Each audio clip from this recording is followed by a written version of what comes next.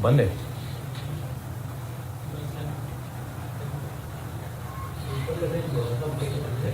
नहीं चला रहे हैं यार, अभी थोड़ी देर में गर्मी हो जाएगी।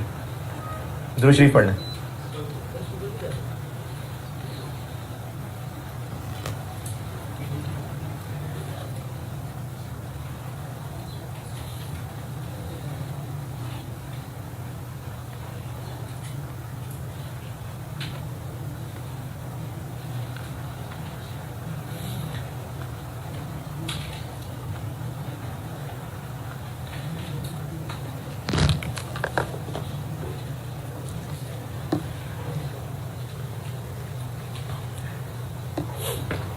अच्छा, कल का एक रिकैप दे देता हूँ, फिर आगे बढ़ते हैं।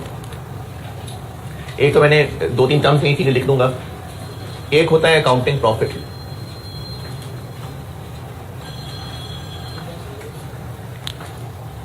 अकाउंटिंग प्रॉफिट कहते हैं वो प्रॉफिट जो हमारी इनकम स्टेटमेंट में नजर आ रहा है।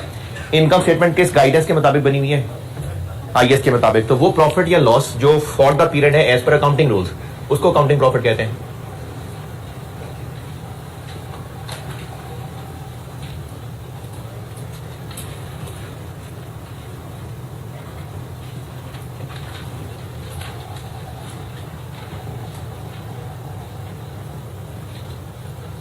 अच्छा, इसको आप सवाल में कैसे पहचानेंगे?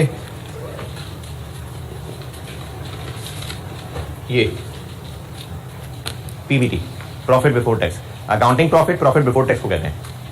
जैसे इनकम स्टेटमेंट के साथ अगर मर्ज हो जाता है, क्योंकि आईएएस 12 कंपनी अकाउंट यानी इनकम स्टेटमेंट के साथ भी मर्ज हो जाता है, तो वो जो पीबीटी होगा, प्रॉफिट बिफोर टैक्स, वो होता है अकाउंटिंग प्रॉफिट। क्यों प्रॉफिट बिफोर टैक्स को अकाउंटिंग प्रॉफिट क्यों कह रहे हैं?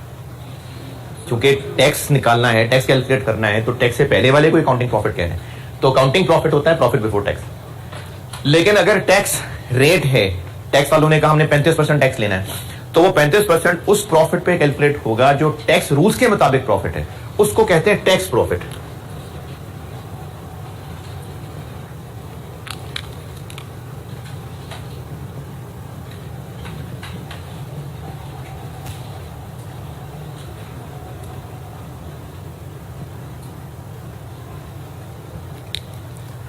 और इस टैक्स प्रॉफिट पे जो इनकम टैक्स देना होता है उसको करंट टैक्स कहते हैं। ये जो कल मैं बातें बता चुका ना, उसकी बस अंग्रेजी थोड़ी सी लिख के दे रहा हूं।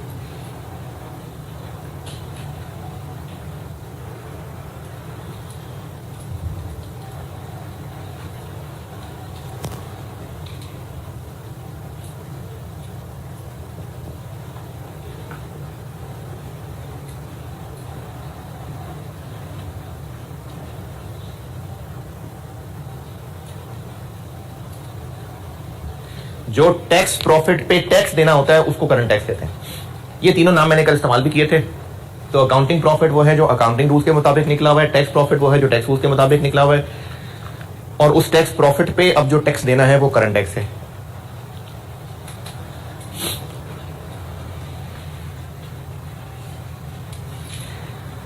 कल मैंने इनकी अकाउंटिंग एंट्रीज बताई थी। अकाउंटिंग एंट्रीज ये हैं कि एक तो हर साल के एंड पे उस साल के टैक्स प्रॉफिट पे करंट टैक्स कैलकुलेट किया जाता है ईयर एंड पे, और उसकी अकाउंटिंग की जाती है टैक्स एक्सपेंस डेबिट और टैक्स पेबल क्रेडिट। ये काम हर साल होगा। फिर किसी साल के दौरान पुराने किसी साल की असेसमेंट हुई और उसके हवाले से टैक्स वालों की तरफ से एक एडजस्टमेंट का लेटर आया। उन्होंने कहा कि जो आपने तब रिटर्न जमा करवाई थी, तब जो टैक्स दिया था, हमारे ख्याल में इतना नहीं, इतना बनता है, तो उसको कहते हैं current tax for prior year. अगर वो और ज्यादा टैक्स मांग रहे हैं तो हम और टैक्स एक्सपेंस डेबिट कर लेंगे।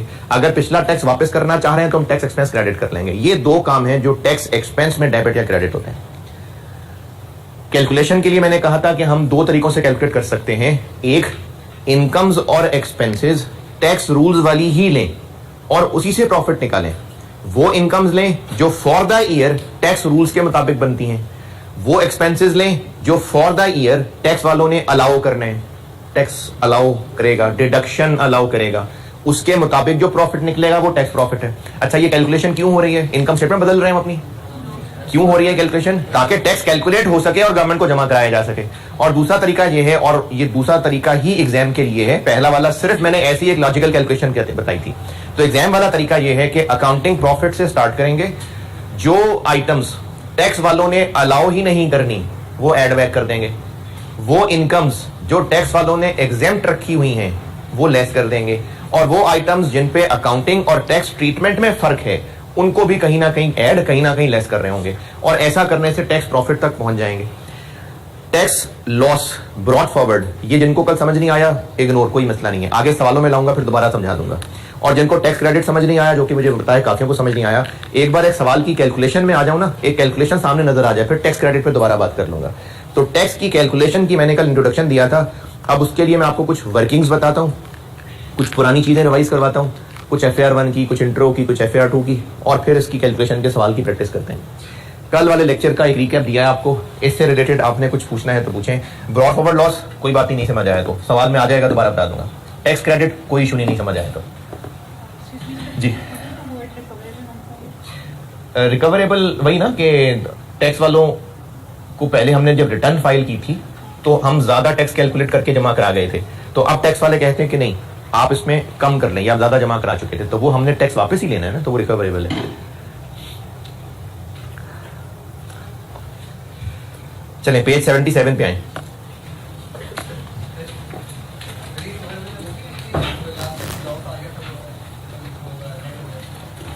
उस पे तो करंट टैक्स हम कैलकुलेट ही नहीं कर रहे ना, उस पे तो जिस वक्त लॉस आया उस पे तुमने करंट टैक्स ही कैलकुलेट नहीं किया। अगर पिछले साल अगर किसी एक साल लॉस आ गया जिसको हमने कैरी फॉरवर्ड टैक्स लॉस कहा, तो उस पे तो हमने टैक्स कैलकुलेट ही नहीं किया ना। तो रिकवरेबल यानी पिछला टैक्स दिया हुआ वो वापस लेना है। रेट कब लगाया था? नहीं, हमने एक साल कैलकुलेशन की, लॉस आ गया तो बस टैक्स तो वही रोक दिया, वो कैरी फॉरवर्ड लॉस है तो उस पर तो रेट नहीं लगाया था।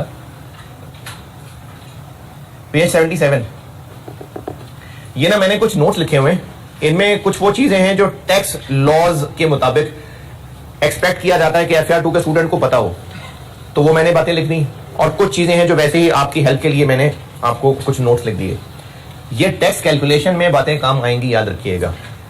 इनको मैंने पॉइंट्स दिए हुए, और इसलिए भी पॉइंट दिए हैं कि मैं इनमें से ना जिस पॉइंट की जरूरत समझूंगा आपको यहाँ पर उसके वर्किंग्स के फॉर्मेट सिखाऊंगा, तो साथ हम रेफरेंस दे देंगे बोर्ड पे ना, आप रजिस्टर पे लिखेंगे कि फलाने पॉइंट की वर्किंग कर रहा हूं मैं, तो ये मैं आपको सारे पॉइंट एक एक करके बताता जाता हूं और फिर इनके एग्जाम क्वेश्चन की प्रैक्टिस करते हैं। सबसे पहले तो पॉइंट 2 पढ़ लें इसमें से, पेज 77 कुछ एग्जाम नोट्स लिखे हुए, उसमें पॉइंट 2 पढ़ लें। ये नोटेड?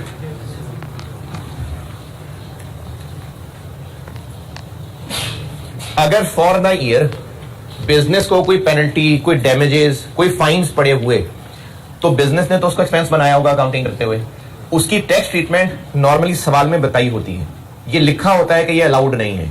अगर ना भी लिखा हो तो बाय डिफॉल्ट ये नहीं है allowed. Fines and penalties are not deductible for tax purposes. क्या मतलब are not deductible for tax purposes? यानी टैक्स पर्पसेस के लिए जब प्रॉफिट कैलकुलेट किया जाएगा तो ये एक एक्सपेंस नहीं है। हम अकाउंटिंग प्रॉफिट के थ्रू चल रहे होंगे तो क्या करेंगे, इसको ऐड बैक कर देंगे। तो पॉइंट 2 डन। पॉइंट 1 ये समझ लें पहले, जिन आइटम्स जैसे रेंट, इंटरेस्ट, इंश्योरेंस, ये वो आइटम्स हैं जिनके आप बचपन में कहीं प्रीपेड, एक्रूड पढ़ के आए हैं, और प्रीपेड इंश्योरेंस और एक्रूड रेंट, इन आइटम्स की टैक्सेशन एक्रूअल बेसिस पे होनी है या कैश बेसिस पे होनी है? क्या मतलब है इस बात का? क्या मतलब? नहीं, देखें, हम तो अपनी बुक्स में अकाउंटिंग एक्रूअल बेसिस पे ही करते हैं। अकाउंटिंग के बेसिक कॉन्सेप्ट्स में से एक एक्रूअल कॉन्सेप्ट है। ये कंपनी की मर्जी नहीं होती कि उसने एक्सपेंस को एक्रूअल बेसिस पे रिकॉर्ड करना है कि कैश बेसिस पे रिकॉर्ड करना है। अकाउंटिंग तो होती ही एक्रूअल बेसिस पे है। अकाउंटिंग की बेसिक अजम्पशंस में से एक्रूअल बेसिस। इंश्योरेंस एक्सपेंस जिस साल से रिलेट कर रहा है उसी साल में रिकॉर्ड करना है। अकाउंटेंट के पास चॉइस नहीं है, उसने एक्रूअल बेसिस पे ही रिकॉर्ड करना है। लेकिन एज पर टैक्स रूल्स, मुझे याद नहीं है, वैसे शायद मुझे कुछ ऐसा याद पड़ा कि कंपनी के पास ऑप्शन होती है कि वो एक्रूअल बेसिस पे चले या कैश बेसिस पे चले। एओपी के पास होती है, एक्रूअल पे चलेगी। नहीं, वही मैं कह रहा हूं ना कि मुझे याद नहीं है। नहीं, ये रूल है सारी आइटम्स।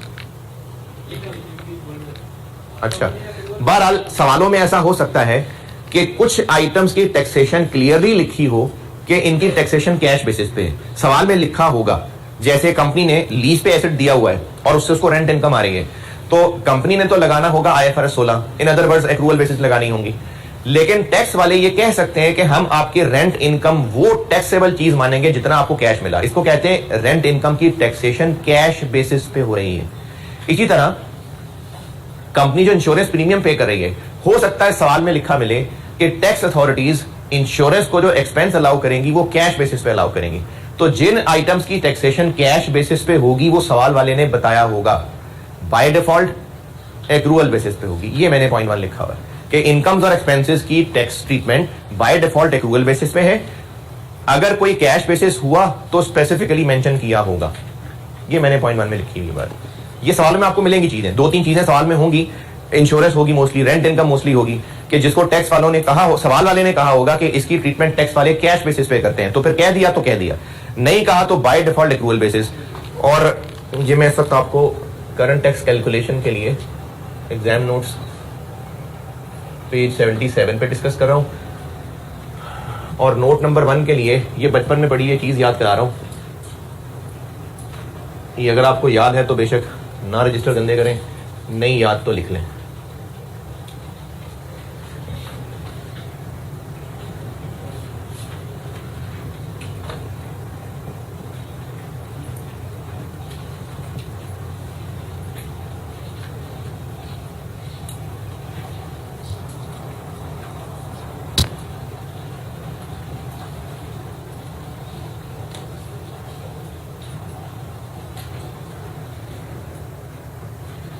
ये FAR 1 में ना नॉन प्रॉफिट में काफी इस्तेमाल किया था इनका। ये एक प्रीपेमेंट एक्रूअल टॉपिक से रिलेटेड एक कॉम्प्रिहेंसिव टी अकाउंट है, जिससे ओपनिंग, क्लोजिंग, प्रीपेड, एक्रूड पता हो, पेमेंट्स पता हो, तो एक्सपेंसेस फॉर द ईयर निकाल लिया करते हैं। ये वर्किंग हमें सवालों में इस्तेमाल करनी पड़ सकती है, तो ये बचपन की चीज है, मैंने रिवाइज कराने के लिए लिख दी। इसी तरह से इनकम्स का एक जनरल फॉर्मेट क्या था, इधर ओपनिंग रिसीवेबल्स,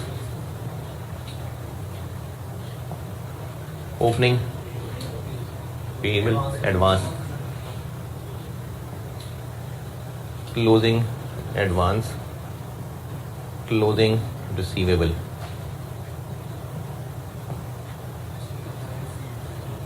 इनकम या रिसीट्स? Receipts, income.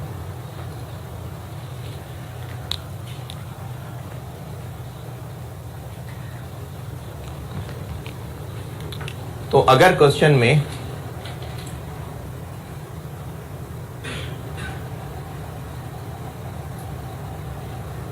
जिन आइटम्स के बारे में बताया हुआ है कि वो कैश बेसिस पे टैक्सेबल या डिडक्टेबल है, क्लियरली बताया हुआ है, तो सवाल में फिर हम क्या ट्रीटमेंट करें? जैसे इस नीले वाले पोर्शन का क्या ट्रीटमेंट करेंगे? हमने इस वक्त अकाउंट फॉर क्या किया होगा?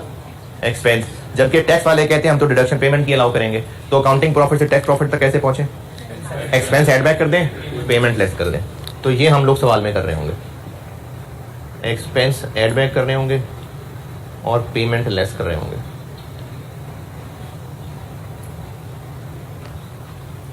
बल्कि ये करने की क्या जरूरत है? हाँ ठीक है। और इसी तरह किसी इनकम के बारे में बताया हुआ कि टैक्स वाले चल रहे हैं कैश बेसिस पे, तो अकाउंटिंग प्रॉफिट से टैक्स प्रॉफिट तक जाने के लिए क्या करें? जो हमने इनकम बनाई हुई है वो लेस कर देते हैं और रिसीट ऐड कर देते हैं, तो प्रॉफिट तक पहुंचेंगे। ये हम वर्किंग में कर रहे होंगे।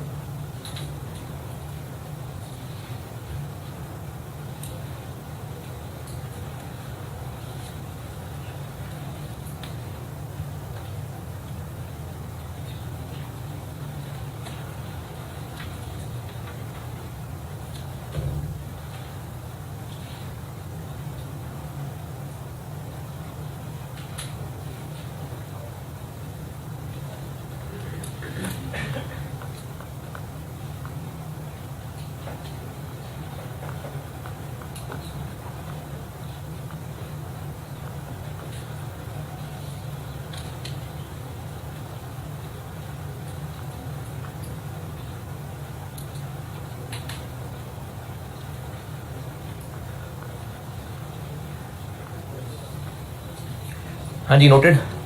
अच्छा, इसके हवाले से ना अपने अल्फाज पे एक बात लिख लें, अगर अभी समझ आती है तो ठीक है, नहीं तो मैंने एक सवाल में चीज़ बता ही देनी है, बेशक तब लिख लेना अगर अभी ना समझ आ सके तो।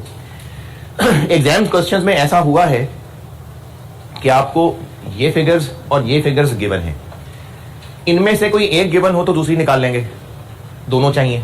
ऐसा हुआ है एग्जाम्स में कि ओपनिंग और क्लोजिंग गिवन है, ना ही पेमेंट गिवन है ना ही एक्सपेंस गिवन है। पेमेंट भी नहीं पता, एक्सपेंस भी नहीं पता, बस ओपनिंग क्लोजिंग प्रीपेड एक्रू पता है बस। ये दोनों ही फिगर नहीं दी इस सवाल में, तो क्या करें फिर हम ये करेंगे कि जो ओपनिंग क्लोजिंग गिवन है वो लिख लें, बैलेंस कर लें। अगर बैलेंसिंग फिगर इधर आ गई तो उसको एक्सपेंस मान लें, पेमेंट कुछ नहीं। अगर बैलेंसिंग फिगर इधर आ गई तो उसको पेमेंट मान लें, एक्सपेंस कुछ नहीं। क्योंकि दो मिसिंग फिगर से काम नहीं चल सकता ना, हमें दोनों में से एक पता हो तो दूसरी निकालेंगे। तो अब अगर नहीं पता तो क्या करें, हल निकालना है। तो उसका हल ये है कि आपको अगर ओपनिंग क्लोजिंग पता है, पेमेंट और एक्सपेंस दोनों ही नहीं पता, हमें दोनों चाहिए थे, दोनों ही नहीं पता, बैलेंस कर लें। जिस साइड पे बैलेंस आ गया वो फिगर मान लेना, दूसरे को जीरो मान लेना। जिनको ये बात अजीब लग रही है कोई बात नहीं, इधर देखें, ये 100 है, ये 200 है, ये 50 है और ये 120 है और पेमेंट्स 1000 है। एक्सपेंस बताएं कितना?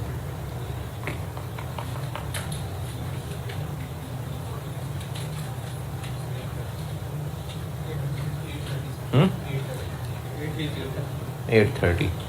तो हम अकाउंटिंग प्रॉफिट से टैक्स प्रॉफिट तक पहुंचते हुए क्या कर रहे होंगे? 830 ऐड कर रहे होंगे, 830 ऐड कर रहे होंगे और 1000 लेस कर रहे होंगे। अब आपको सवाल में ये भी नहीं दिया, ये भी नहीं दिया, करें बैलेंस। ओपनिंग क्लोजिंग दिया है, बाकी दोनों नहीं दिए, बैलेंस करें। किधर आ रहा है? इधर कितना? 170। इसको 170 ले लें, इसको 0 कर दें, तो एक्सपेंस एड बैक जो कि नहीं है और पेमेंट लेस। इनका नेट क्या हो रहा है? 170 माइनस पॉजिटिव नेगेटिव, ये वो नेगेटिव, एंड रिजल्ट वही आ जाएगा। ठीक है, तो अगर आपको क्वेश्चन में पेमेंट और एक्सपेंस में से कोई एक गिवन है तो बैलेंस करके दूसरा निकालें, एक्सपेंस ऐड बैक कर दें, पेमेंट लेस कर दें। लेकिन ऐसा हुआ है सवालों के अंदर कि पेमेंट और एक्सपेंस दोनों ही नहीं थे, तो फिर बैलेंस कर लें। अगर फिगर इस साइड पे निकल आई तो पेमेंट मान लेना, एक्सपेंस 0 समझ लेना, और अगर पेमेंट इस साइड पे निकल आई तो फिर पेमेंट 0 समझ के एक्सपेंस मान लेना। ये बात अगर अभी वैल्यूज तो मैंने खैर बताई दी है, समझ आती है तो लिख ले अपने अल्फाज में कि पेमेंट और एक्सपेंस। और यही बात इनके लिए भी है कि आपको opening receivable, closing advance, closing receivable, opening advance बताया हुआ है, इनकम रिसीट्स दोनों ही नहीं बताई, तो बैलेंस कर लें। इनकम वाली साइड पे आया तो इनकम मान लेना, रिसीट 0 समझ लेना, रिसीट वाली साइड पे आया तो रिसीट मान लेना, इनकम 0 समझ लेना।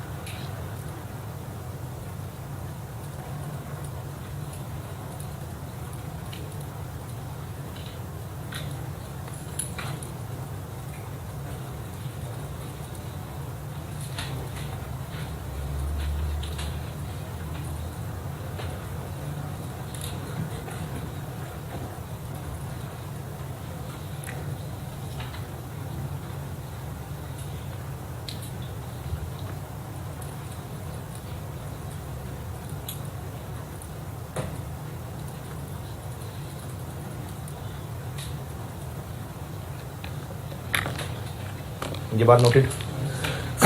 नोट नंबर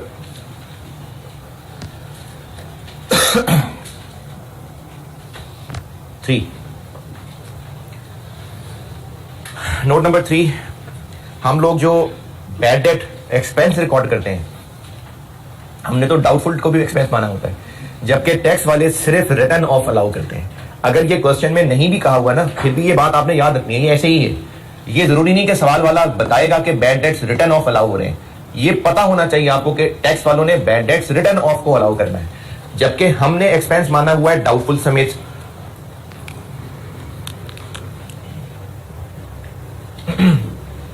ये भी बचपन की एक वर्किंग है, याद करा देता हूं। FR 1 में जब कैश फ्लो पढ़ाया था ना, तो ये प्रोविजन फॉर डाउटफुल डेट का एक अकाउंट चलाया था।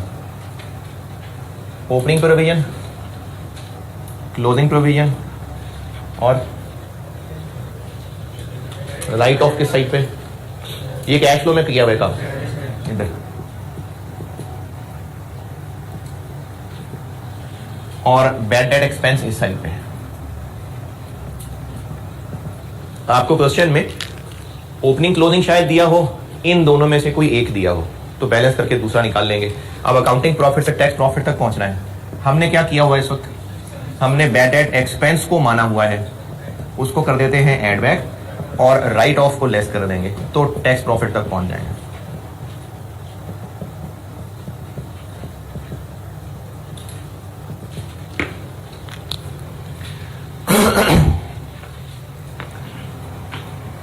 ये बहुत कॉमन एडजस्टमेंट है, ये अक्सर टेस्ट होगी ये चीज।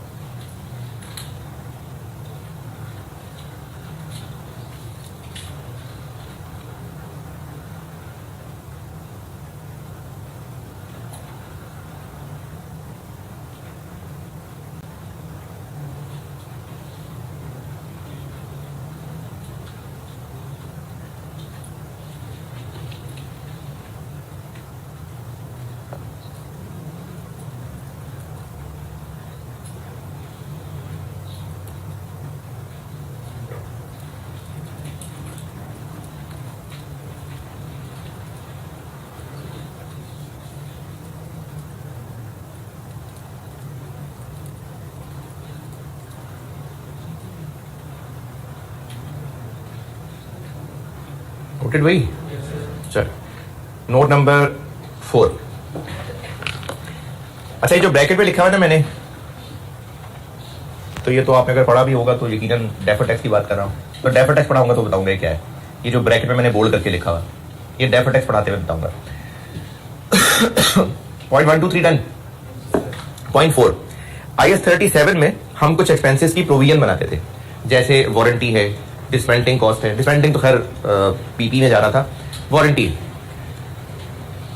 जब वारंटी पे चीजें बेच दी तो ईयर एंड पे हम प्रोविजन उन क्लेम्स की बना रहे थे जो अभी नहीं आए, क्योंकि अगर क्लेम आ गए होते फिर तो हमने खर्चा कर लिया होता, फिर तो वो एक्सपेंस डेबिट कैश क्रेडिट हो जाता।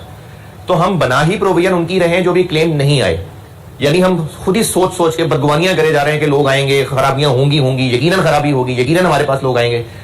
तो ये IAS 37 के मुताबिक तो एक्सपेंस बन गया, लेकिन टैक्स वाले कहते हैं कि इसको एक्सपेंस तब मानना जब असल में खर्चा करके दिखाओ।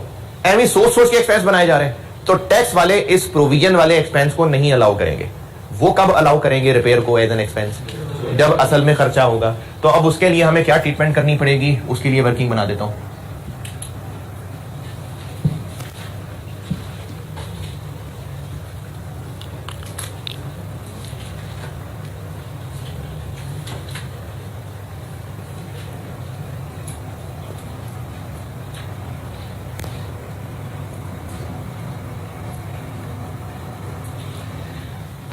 वो एक्सपेंसेस जिन पे हमने IAS 37 के तहत प्रोविजन बनाई होती है, टैक्स वाले उनको तब अलाउ करते हैं जब वो एक्चुअली इनकर होते हैं, जबकि हमने उनको एक्सपेंस बना दिया हुआ है बेस्ट एस्टीमेट लगा के।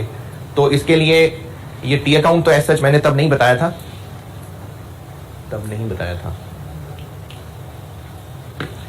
हाँ टी अकाउंट ऐसा तब नहीं, जरूरत नहीं पड़ी थी, लेकिन डबल एंट्रीज बहरहाल की थी। प्रोविजन एक लायबिलिटी है तो बीडीसीडी बैलेंस होगा। ईयर एंड पे जो मजीद प्रोविजन बनाए तो entry expense debit provision credit, ये वो क्रेडिट साइड पे आ गया। ये मैं प्रोविजन का अकाउंट बना रहा हूं। और यूज ऑफ प्रोविजन में पढ़ा था कि जब एक्चुअली खर्चा होगा तो प्रोविजन डेबिट और कैश क्रेडिट, यानी प्रोविजन में डेबिट साइड पे आएगा जो असल में खर्चा इनकर हुआ।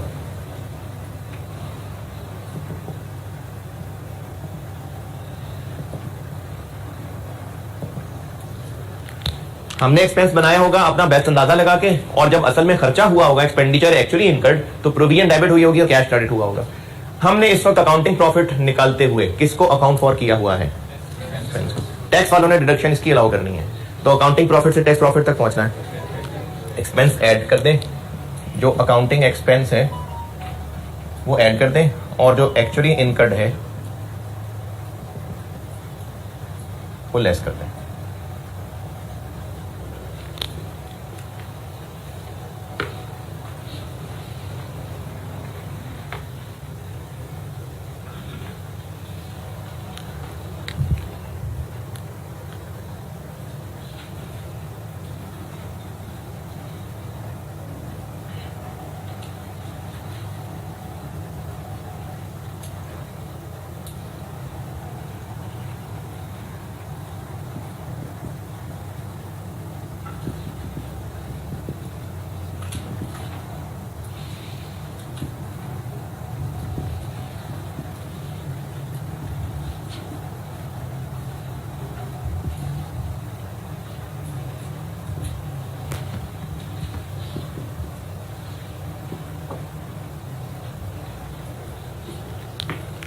ये क्या किया, समझ आती बात?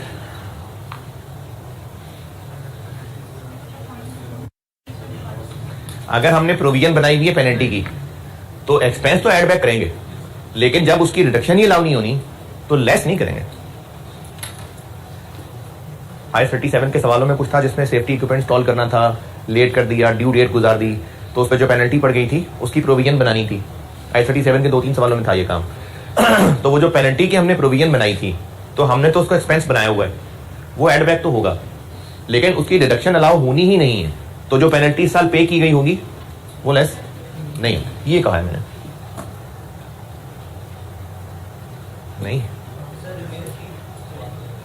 नहीं रिपेयर तो है ना, रिपेयर तो होती है अलाउ। जो एक्सपेंस हमने बेस्ट एस्टीमेट लगा के बनाया वो एड बैक कर देंगे, और जो इस साल में एक्चुअली रिपेयर इनकर हुई होगी वो लेस कर देंगे, वो तो है। मैं बात कर रहा हूं कि जैसे पेनल्टी की प्रोविजन बनाई थी तो अपना एक्सपेंस तो ऐड बैक करना है, लेस कुछ नहीं करना। ये की है मैंने बात, ये मैंने नोट 4 बता दिया।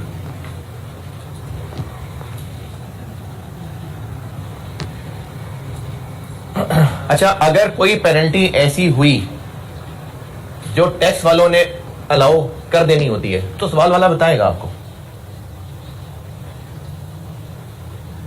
यानी इसमें ना कोई बहुत गहरे टेस्ट का नॉलेज नहीं टेस्ट होना सवालों में, कुछ बेसिक सी बातें हैं। जैसे एग्जामिनर इसमें एक अज्यूम करता है कि स्टूडेंट को ये तो पता ही होगा कि bad debt right of allow होते हैं, ये सवाल वाला नहीं बता रहा होगा।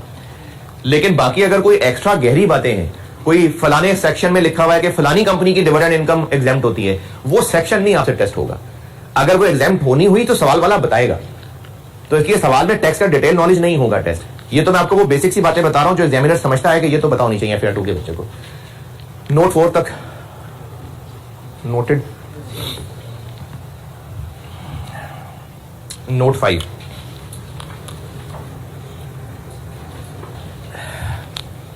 IS 19 CFA 1 में है, लेकिन चूंकि कैफ के टेक्स्ट में ग्रेचुटी का लफ्ज पढ़ा होता है स्टूडेंट्स ने, इसलिए FAR 2 के सवालों में ग्रेचुटी टेस्ट होती रही है। इसकी पूरी डिटेल्ड अकाउंटिंग ट्रीटमेंट आपके स्कोप में नहीं है, ये CFA 1 में है IS 19। लेकिन इतना सा बस बता देता हूं जो आपके FAR 2 के सवालों में काम चल जाए। एम्प्लॉइज को काम करने की सैलरी मिल रही होती है हर महीने, लेकिन फिर जब उन्होंने बूढ़े हो जाना है और बेकार हो जाना है तो बच्चों ने भी शायद घर से निकाल देना है, तो उनको इंडिपेंडेंट बनने के लिए कुछ बेनिफिट्स रिटायरमेंट के बाद भी दिए जाते हैं, जिनमें से एक मिसाल पेंशन है, प्रोविडेंट फंड का नाम सुना होगा आपने। इसी तरह की एक मिसाल होती है ग्रेच्युटी। ग्रेच्युटी ना एक लमसम अमाउंट होती है जो एम्प्लॉय को रिटायरमेंट के वक्त दी जाती है। बिजनेस ये पैसे क्यों दे रहा है, मैचिंग कॉन्सेप्ट की बात कर रहा हूं, उनकी रिटायरमेंट की खुशी में तरस खा के, या उनकी सर्विस ही का रिवॉर्ड। एम्प्लॉय को सैलरी क्यों मिलती है, सर्विस का रिवॉर्ड। पेंशन ग्रेच्युटी क्यों मिलती है, बुढ़ापे में तरस खा के, वो भी उनकी सर्विस का ही रिवॉर्ड होता है। लेकिन कुछ पैसे सर्विस के साथ साथ मिल रहे होते हैं, कुछ पैसे उसी सर्विस के रिटायरमेंट के बाद मिल रहे होते हैं। होता वो उसी सर्विस का रिवॉर्ड है जो एम्प्लॉय ने सर्विस दी है। तो मैचिंग कॉन्सेप्ट, इसको एक्सपेंस कब बनना चाहिए, एंड पे, रिटायरमेंट पे। Matching concept over service period ना। अच्छा, अब ये एक एम्प्लॉय जो 28 साल का है, नौकरी कर रहा है, इसको ग्रेच्युटी देंगे कब, जब ये रिटायर होगा। अच्छा, रिटायर कब होगा, वो तो सरकारी लिमिट है ना भाई, प्राइवेट कंपनी की बात कर रहे हैं हम, पता नहीं कब होगा। कितनी ग्रेच्युटी की अमाउंट देंगे, कोई ना कोई फार्मूला बनाया होगा, लेकिन पता नहीं वो कब रिटायर होगा। हो सकता है 15 साल नौकरी करे, हो सकता है 18 साल नौकरी करे, हो सकता है 30 साल नौकरी करे।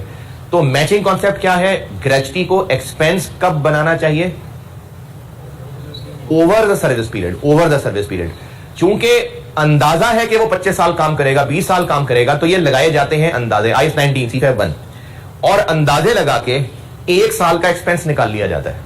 मिसाल के तौर पे अंदाजा लगाया गया कि ये एम्प्लॉय 25 साल में रिटायर होगा और 25 साल बाद इसको 25 लाख देंगे, तो per year expense 25 lakh divided by 25 साल, तो 1 लाख एक्सपेंस बना दिया। आलू के इसमें और चीजें भी हैं, डिस्काउंटिंग भी होती है, लेकिन मैं आपको सिंपल बात बता रहा हूं। तो होगा ये कि हर साल 1-1 लाख रुपए expense debit payable credit, expense debit payable credit, expense debit payable credit, और जब बाद में रिटायर होगा तो पैसे दे देंगे, तो पेबल डेबिट और कैश क्रेडिट। ये होती है ग्रेच्युटी की अकाउंटिंग।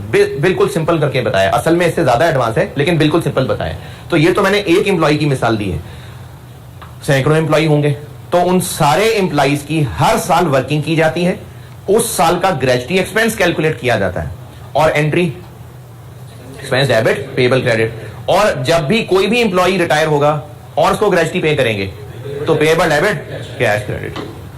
इसके लिए पेबल का वर्ड भी यूज हो सकता है, प्रोविजन का वर्ड भी यूज हो सकता है। मैं प्रोविजन लिख जरूर रहा हूं, लेकिन ये IS 37 वाली नहीं है प्रोविजन, ये IS 19 में कवर होता है। चूंकि सवालों में नाम प्रोविजन यूज हुआ है, इसलिए मैं प्रोविजन का वर्ड यूज कर रहा हूं। ये एक लायबिलिटी है भारत, इसका एक BD बैलेंस होगा, एक CD बैलेंस होगा। हर साल के एंड पे क्या अकाउंटिंग हो रही होगी, ग्रेच्युटी एक्सपेंस डेबिट, और ये पेबल क्रेडिट, यानी इस साइड पे आएगा gratuity expense for the year. और इस साल जो कोई एम्प्लॉय रिटायर हुआ होगा उसको ग्रेच्युटी पे की गई होगी, ये पेबल डेबिट कैश क्रेडिट, तो gratuity paid during the year इस साइड पे आएगा। अब सवाल वाला आपको ये ना भी बताए तो अंडरस्टूड है कि टैक्स वाले डिडक्शन अलाउ करेंगे जब ग्रेच्युटी पे होगी। टैक्स वालों ने उसको एक्सपेंस अलाउ करना है, जबकि हमने इसको एक्सपेंस बनाया हुआ है। तो अकाउंटिंग प्रॉफिट से टैक्स प्रॉफिट तक पहुंचना है, क्या करें, ग्रेच्युटी एक्सपेंस एड बैक कर देंगे और ग्रेच्युटी पेड लेस कर देंगे।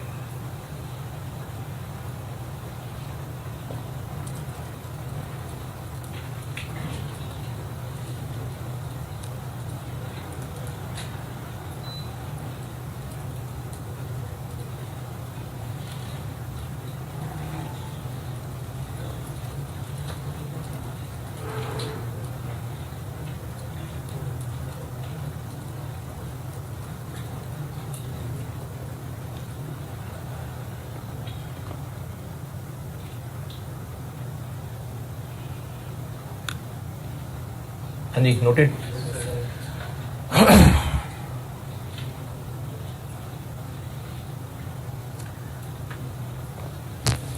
पॉइंट नंबर 6, ये भी सवाल वाला नहीं बताएगा, अंडरस्टूड है कि ऐसा ही है। IS 16, IS 38 revaluation model, revaluation downward हो तो भी P&L में आ सकता है, और रिवैल्यूएशन अपवर्ड हो और लॉस रिवर्स हो वो भी P&L में आ जाएगा। IS 36 impairment loss, impairment loss P&L में आएगा। IS 40 फेयर वैल्यू मॉडल, उसमें क्या होता है, fair value gain loss P&L को चार्ज होता है। तो कोई भी IS जिसमें रेलेवेंट एसेट को या तो फेयर वैल्यू पे या रिकवरेबल अमाउंट, कुछ भी, चाहे वो फेयर वैल्यू गेन लॉस हो, चाहे वो इंपेयरमेंट गेन लॉस नहीं, लॉस रिवर्सल, किसी भी तरह ये जो वैल्यू का चेंज P&L में आता है, ये क्या पैसे दिए होते हैं किसी को, यानी लॉस इसलिए है क्योंकि पैसे खर्च हो गए, ये बस वैल्यूएशन का लॉस होता है। तो ये जो, और एक चीज भूल गया, fair value through P&L, financial instruments, financial instruments IFRS 9, fair value through P&L, हर साल फेयर वैल्यू पे अपडेट करेंगे, जो गेन लॉस होगा वो P&L में जाएगा। ये जो गेन लॉस है ये आप P&L में रहा है, लेकिन पैसे नहीं कहीं से आ जा रहे, तो टैक्स वाले इस तरह के गेन लॉसेस को नहीं मानते। तो अगर हमने फॉर द ईयर कोई ऐसा गेन लॉस P&L में रिकॉर्ड किया हुआ है, टैक्स वालों ने नहीं इसको अलाउ करना, तो क्या करें, अकाउंटिंग प्रॉफिट से टैक्स प्रॉफिट तक पहुंचते हुए रिवर्स कर देंगे। लॉस किया हुआ तो एड बैक कर देंगे, अगर कोई गेन चार्ज किया हुआ तो लेस कर देंगे। ये मैंने नोट नंबर 6 में लिखा हुआ कि कोई भी fair value gain loss, revaluation gain loss, impairment जो P&L में चार्ज किया हुआ ये नहीं है allowed for tax purposes.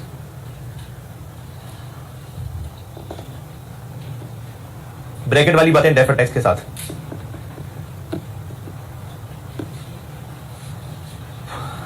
Ji point 6 okay. अच्छा अब आ जाइए point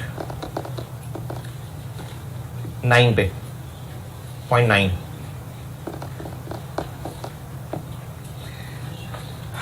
IS 23 FR 1 borrowing cost capitalise, borrowing cost होती है कैपिटलाइज।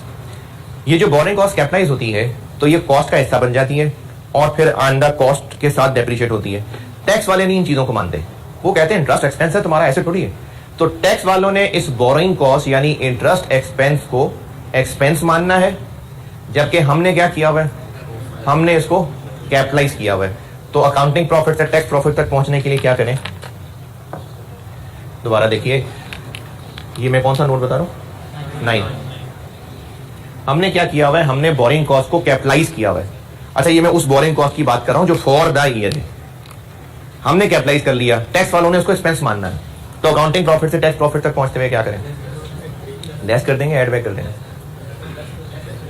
लेस कर देंगे। क्यों, क्योंकि हमने एक्सपेंस तो माना ही नहीं, हमने तो एसेट की कॉस्ट में ऐड कर दिया, जबकि टैक्स वाले कह रहे हैं एक्सपेंस, तो हमने तो एक्सपेंस नहीं माना हुआ, तो हम उसको मान लेंगे एक्सपेंस। तो पीबीटी में से माइनस कर देंगे वो बोरिंग कॉस्ट जो फॉर द ईयर कैपिटलाइज हुई है, अगले पिछले ईयर्स की नहीं, फॉर द ईयर, ये लेस कर देंगे। अच्छा इसकी डेप्शन का क्या,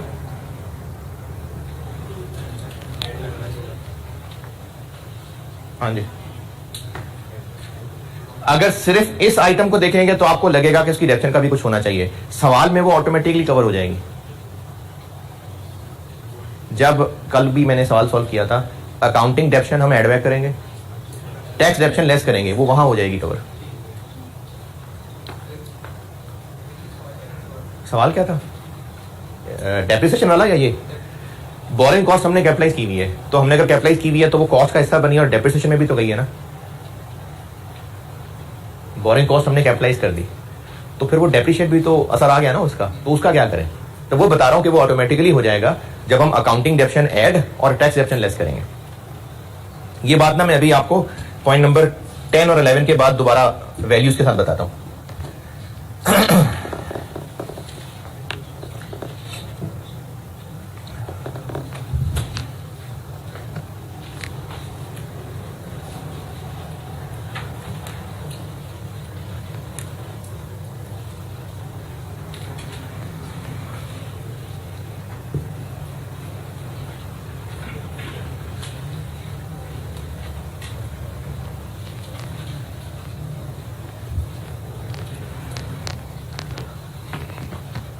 पॉइंट 10,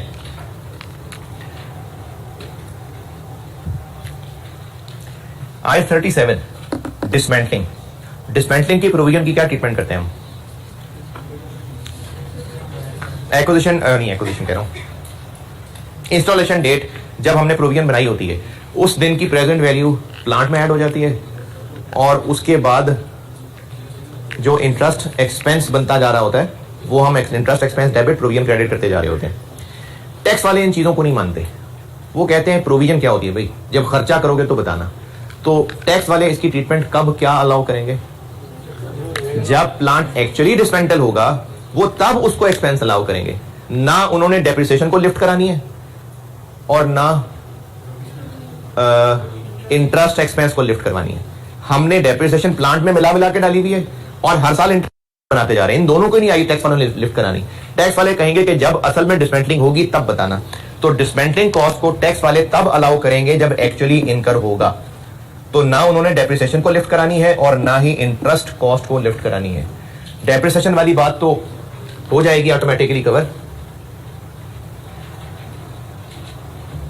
बल्कि ये अंग्रेजी ही पढ़ के देख लें, क्या एडलेस कर दूं। पॉइंट नंबर 10, जो हमने इसके ऊपर इंटरेस्ट एक्सपेंस बनाया हुआ है वो एड बैक कर दें। ठीक है, ये नहीं लिखता मैं, इस तरह कर देंगे एड बैक।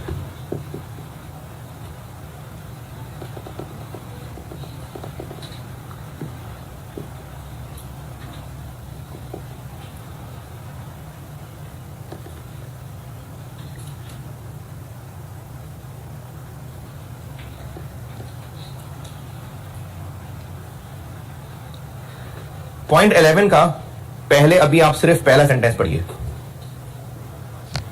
सवाल वाला ये बता भी सकता है, लेकिन अगर ना बताया तो अंडरस्टूड है। सिर्फ पहला सेंटेंस पॉइंट 11 का। आपको सवालों में डेप्रिसिएशन कैलकुलेट करनी पड़ जाएगी। डेप्रिसिएशन कैलकुलेशन तो आपके बचपन में बहुत कैलकुलेट किए, तो वो तो आपके बाएं हाथ का खेल है। तो डेप्रिसिएशन इस सवाल में कैलकुलेट करनी पड़ेगी। Straight line method, reducing balance method, ये करनी पड़ेगी कैलकुलेशंस। तो टैक्स डेप्रिसिएशन भी कैलकुलेट करनी पड़ेगी। तो by default tax depreciation full year basis पे कैलकुलेट होती है। यानी अगर आपको उस सवाल में डेप्रिसिएशन अकाउंटिंग की भी कैलकुलेट करनी पड़ रही है, टैक्स की भी कैलकुलेट करनी पड़ रही है, तो अकाउंटिंग की तो कैलकुलेट करेंगे महीनों के हिसाब से, लेकिन tax depreciation full year basis पे कैलकुलेट होगी। वैसे मेरा ख्याल है, मैंने सुना था कि शायद चेंज हो गया रूल, टैक्स में भी शायद कोई महीनों का डाटा आ गया हुआ है। लेकिन अगर ऐसी कोई बात हुई तो सवाल वाला बता देगा। यानी अगर कोई टैक्स का स्पेसिफिक रूल सवाल वाले ने टेस्ट करना हुआ ना तो फिर वो बताएगा। और ये जो मैंने ब्रैकेट में लिखा हुआ है, टैक्स डेप्रिसिएशन के लिए आपको वर्ड कैपिटल अलाउंस भी लिखा मिल सकता है। टैक्स डेप्रिसिएशन होती है वो। पॉइंट नंबर 11 का दूसरा सेंटेंस समझाता हूं जी। पूरे साल की डेप्शन, हाँ, और जिस साल में बेचा उस पर कोई डेप्शन नहीं। पॉइंट 11 का दूसरा सेंटेंस समझाता हूं। आपको क्वेश्चन में ना डेप्रिसिएशन कैलकुलेट करनी पड़ सकती हैं,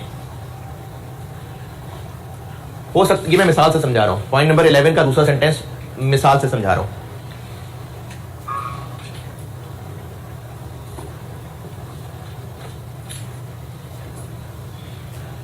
एक प्लांट खरीदा, खरीद के उसको इंस्टॉल किया, तो जो उसकी परचेज या इंस्टॉल के ऊपर खर्चा आया वो आया 1000 million. For tax purposes 1000 million उस प्लांट के ऊपर खर्चा आया। लेकिन IAS 23 के मुताबिक हमने उसमें कुछ बोरिंग कॉस्ट भी कैपिटलाइज की 100। IAS 37 के मुताबिक उस पर डिसमेंटलिंग की प्रोविजन बननी थी, तो हमने वो भी साथ इसमें प्लांट डेबिट प्रोविजन क्रेडिट कर ली। तो हमारी बुक्स में प्लांट की कॉस्ट पड़ी हमें।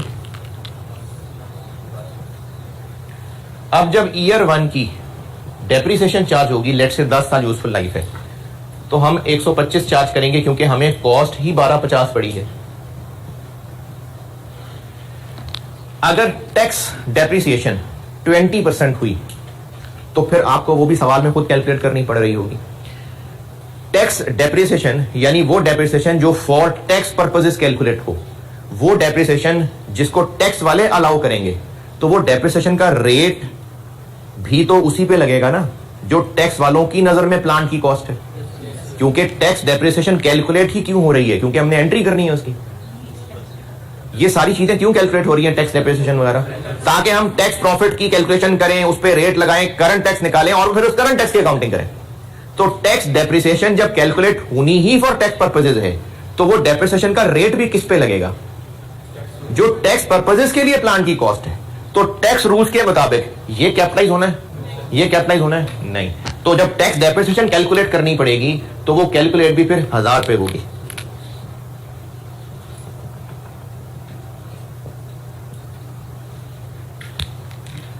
ये मैंने पॉइंट 11 दूसरा सेंटेंस लिखा हुआ है कि आपको अगर सवाल में टैक्स डेप्रिसिएशन कैलकुलेट करनी पड़ी तो आपने उस अमाउंट पे रेट लगाना है जो उस एसेट की कॉस्ट फॉर टैक्स पर्पज है। यानी ये फालतू फालतू चीजें नहीं कर देनी इसमें शामिल।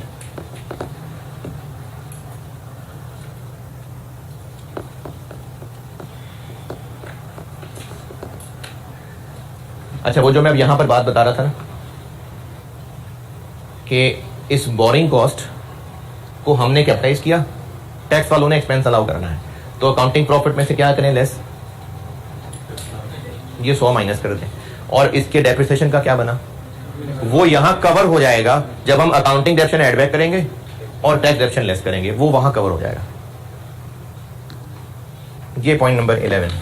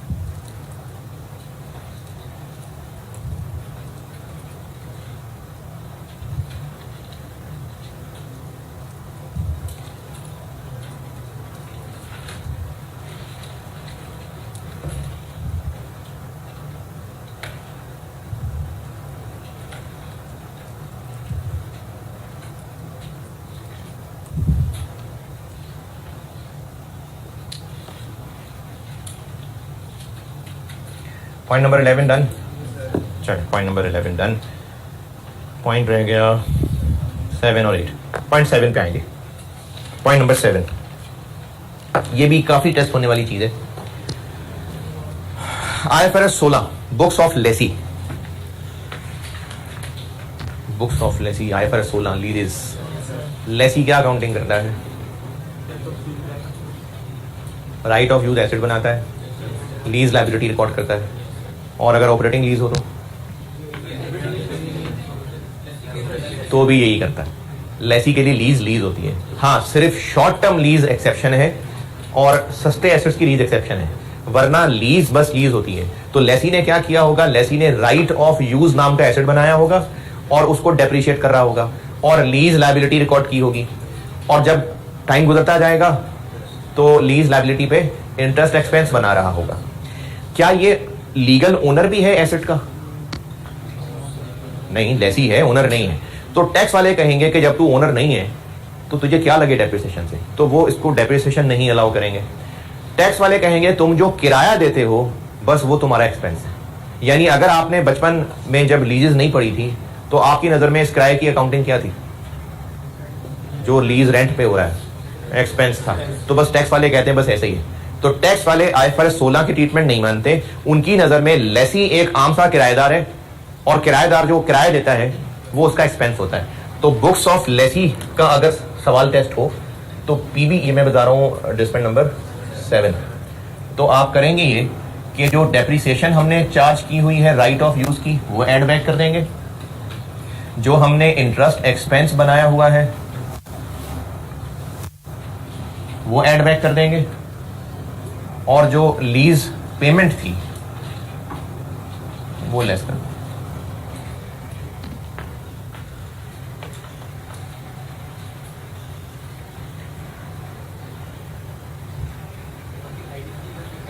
हाँ, बताता हूँ।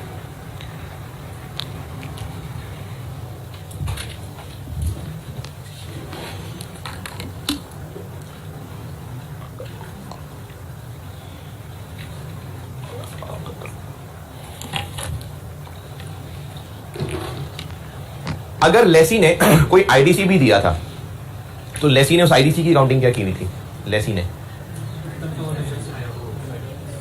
लेसी ने राइट ऑफ यूज डेबिट किया हुआ था, नहीं एक्सपेंस, राइट ऑफ यूज की कॉस्ट में डेबिट किया हुआ था। IFRS 16 लीजेस, लेसी ने राइट ऑफ यूज डेबिट और कैश क्रेडिट किया हुआ है। आईडीसी देख ले लीजिएगा आप लेक्चर नोट्स, तो आईडीसी की ट्रीटमेंट वो लेसर है जिसने एक्सपेंस बनाया होता था, वो भी ऑपरेटिंग लीज में, फाइनेंस लीज में तो वो भी लीजिबल में इसको एडजस्ट करता है। तो लेसी ने राइट ऑफ यूज डेबिट और कैश क्रेडिट किया हुआ है, कॉस्ट ऑफ एसेट का हिस्सा बनाया हुआ है उसने। जबकि टैक्स वाले कहते हैं कि ये जो तुम खर्चा दे रहे हो ये तो तुम्हारा एक्सपेंस है। तो अगर हमने कोई आईडीसी दिया था तो हमने तो उसको राइट ऑफ यूज में डेबिट कर दिया था, जबकि टैक्स वाले कहेंगे कि वो तुम्हारा एक्सपेंस है, तो हमने तो कैपिटलाइज किया हुआ है, टैक्स वाले एक्सपेंस मानेंगे, तो क्या करें हम, लेस कर देंगे। तो वो जो आईडीसी पे किया होगा वो लेस हो जाएगा। लेकिन ये लाइन सिर्फ तब आएगी अगर लीज का पहला साल है, तो हर साल थोड़ी आईडीसी जाएगा।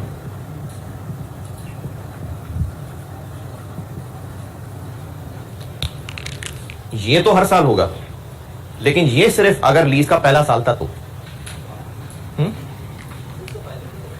फायदा क्या होगा टैक्स वालों को, फायदा क्या होगा?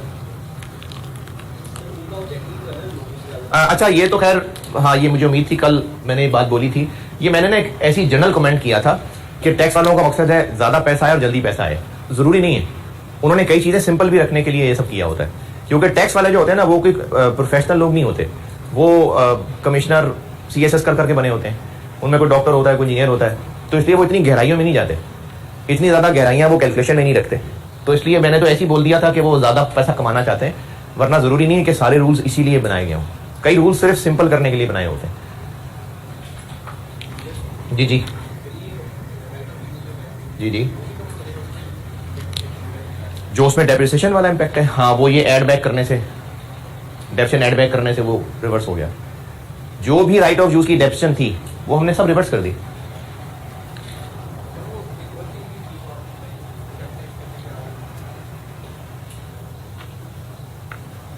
डिसमेंटलिंग थी शायद, डिसमेंटलिंग होगी।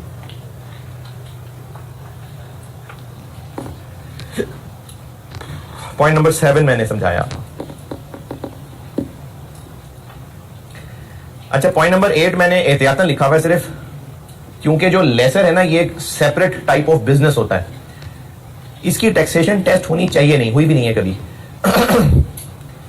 लेसर एक सेपरेट बिजनेस है, लीजिंग कंपनी एक सेपरेट बिजनेस होता है, फाइनेंशियल इंस्टीट्यूशन होता है, लेकिन उसकी टैक्सेशन टेस्ट नहीं होनी चाहिए, स्पेशलाइज्ड स्टेटमेंट है ये। फिर भी मैंने सिर्फ एहतियातन नॉलेज बेस पे आपको ये पॉइंट लिख दिया है, टेस्ट होने के चांसेस नहीं है, कभी हुआ भी नहीं है, लेकिन बहरहाल हो सकता है। पॉइंट नंबर 8, लेसर अगर फाइनेंस लीज पे एसेट दे रहा है, पॉइंट नंबर 8 लेसर है और उसने फाइनेंस लीज पे एसेट दिया हुआ है, तो वो प्लांट लेसर की बुक्स में आ रहा है।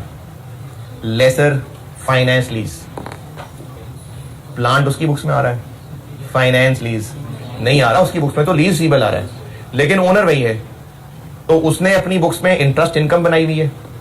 और क्या किया हुआ है? बस, और कुछ भी नहीं किया हुआ, लेसर ने और कुछ भी नहीं किया हुआ, बस इंटरेस्ट इनकम बनाई हुई है। टैक्स वाले कहेंगे कि एक तो इंटरेस्ट कुछ नहीं होता भाई, ये तो फारिग है ना, जो तुम किराया ले रहे हो वो तुम्हारी इनकम है, और जो एसेट तुम्हारा है वो तुम्हारा ही तो एसेट है, उसकी डेप्रिसिएशन भी तुम्हारी, तो डेप्रिसिएशन की डिडक्शन इसको मिलेगी और इसका पूरा लीज पेमेंट इनकम के तौर पर ट्रीट होगा। ये मैंने लिख दिया है एहतियातन, लेकिन ये होने नहीं चाहिए टेस्ट। पॉइंट नंबर 8 ये बताया मैंने।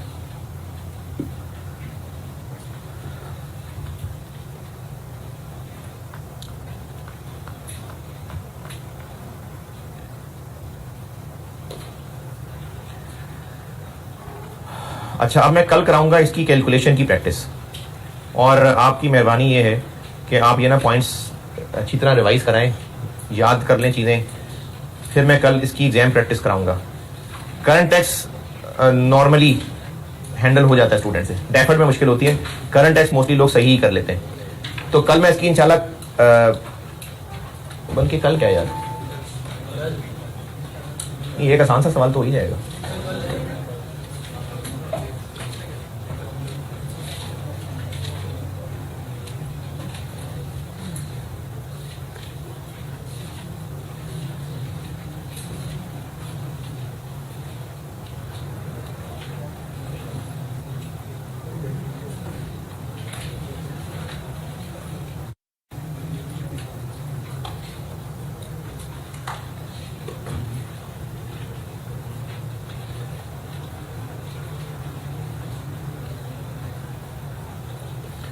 चलो ठीक है, रहने दें। कल मैं करंट टेस्ट की प्रैक्टिस कराता हूँ और कल इसके सवाल ही सवाल करेंगे। ठीक है जी, अल्लाह हाफ़िज़।